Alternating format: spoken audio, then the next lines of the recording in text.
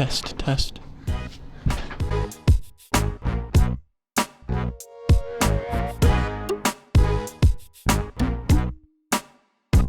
All right.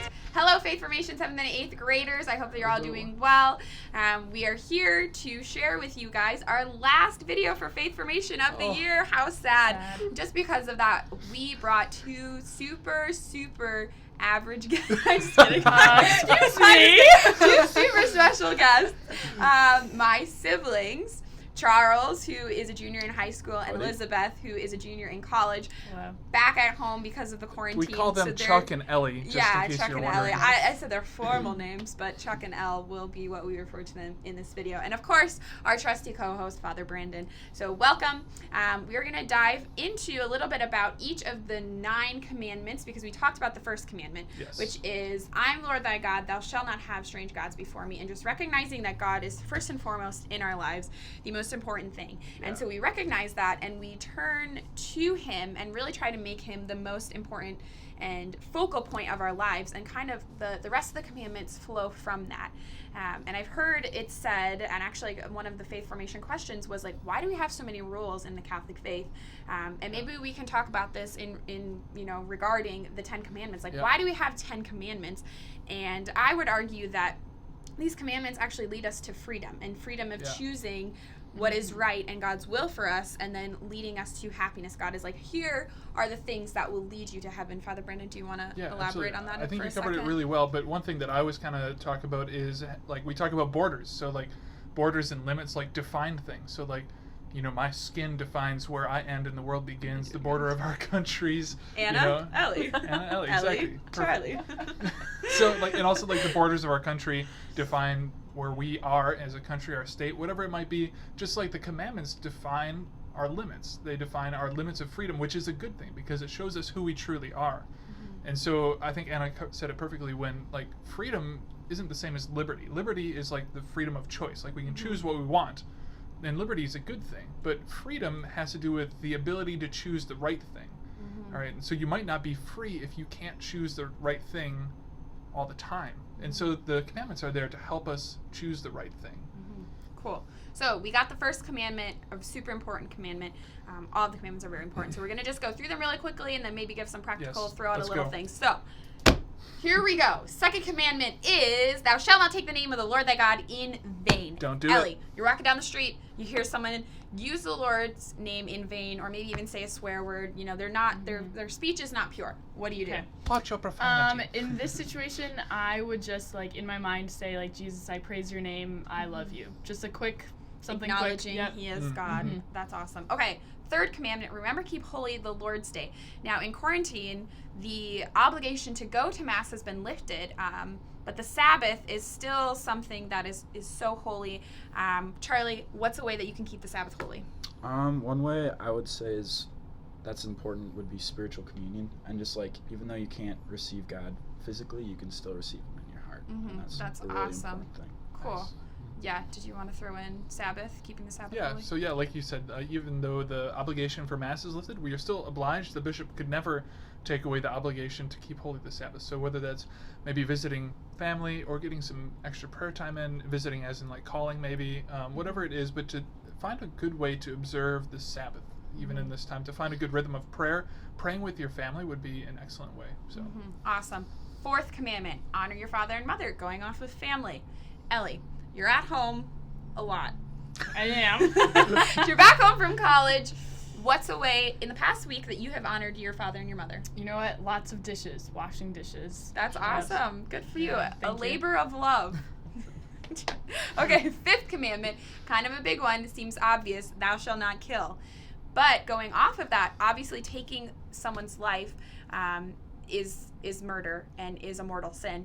But even talking about someone can be a sin in a negative way where you're tearing down their reputation. Charlie, you're at school, you hear this gossip going on. What is something that you can do, proactively to not gossip? Yeah, basically just, like, kind of standing up for people who are, like, maybe if they're being gossiped about or somebody's talking behind their back. I think it's important just to kind of, like, just be like, you don't need to do that. They can't hear you, so might as well just not do it. Yep. keep Yeah. their name. Just That's try and change awesome. the subject. Yeah. For sure. Okay, sixth commandment, thou shalt not commit adultery.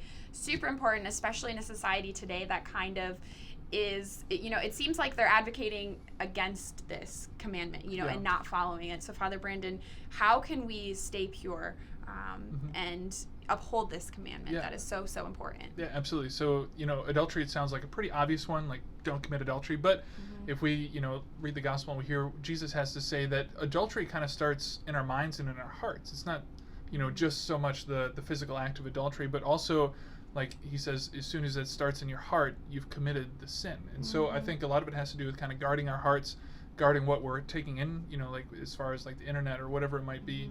And just like whenever like those impure thoughts might arise, just quashing them right away. Sending them right back where Exactly. they came from. Get behind Yep. me, Satan, Absolutely. and get hit by a bus. That's what I was saying.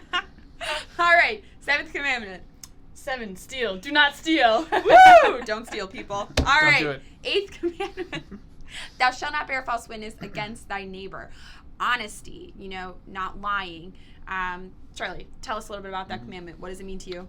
Especially for me, like being in school, a lot of the times, like if I don't turn in an assignment, it'll be like really easy to be like, oh man, I have it done, but it's at my house. Oh my Can I gosh, show it to you no. tomorrow? And like that's a big temptation. I feel like a lot of people kind of fall to that. Yeah.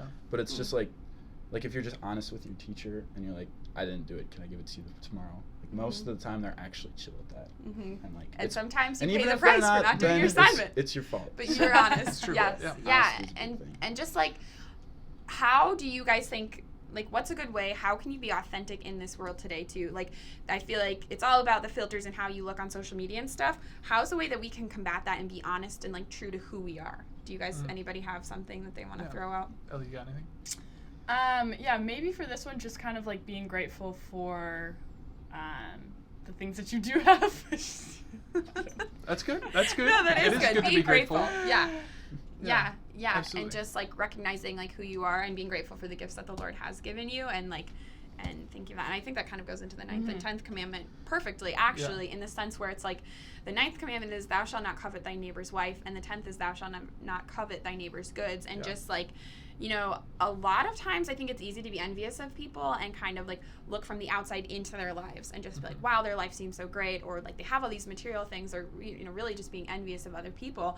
And that gratefulness and that disposition, like, thank you for like all the graces you've given, and thank you for the Catholic faith. I mean, what a blessing and a gift that we are Catholic. Yeah. Truly we believe that we have the truth that is going to lead us to eternal life, and we're going to fulfill what we were created for on earth.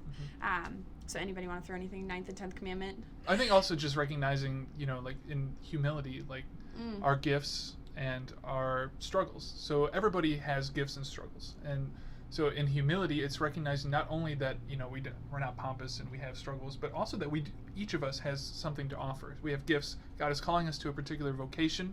He's calling us all to be holy, and so we all have that gift, all right? Or at least the ability to have that gift, the potential of it, if you will.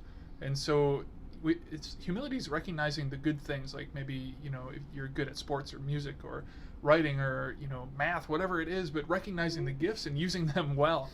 Maybe Anna's not good at math. I don't know. But using all those gifts as well as we can. And then also those struggles, like just acknowledging that and asking the Lord into all of our lives. So. Absolutely. So those are the commandments. Following them leads us to freedom. And when you go to confession, you can kind of go through those 10 commandments and do a little examination of conscience, like where can I do better, where can I not? And that's really powerful to all with see God's how you can do grace, better. all with His help. Grace is the key. It's the key. Okay, guys, have a great summer, and we'll be in touch. Do not worry. Yes. More Stay videos to tuned come. to our YouTube channel, Facebook, But all these things. ching. Thanks to our Goodbye, guests. everybody. Woo! Adios.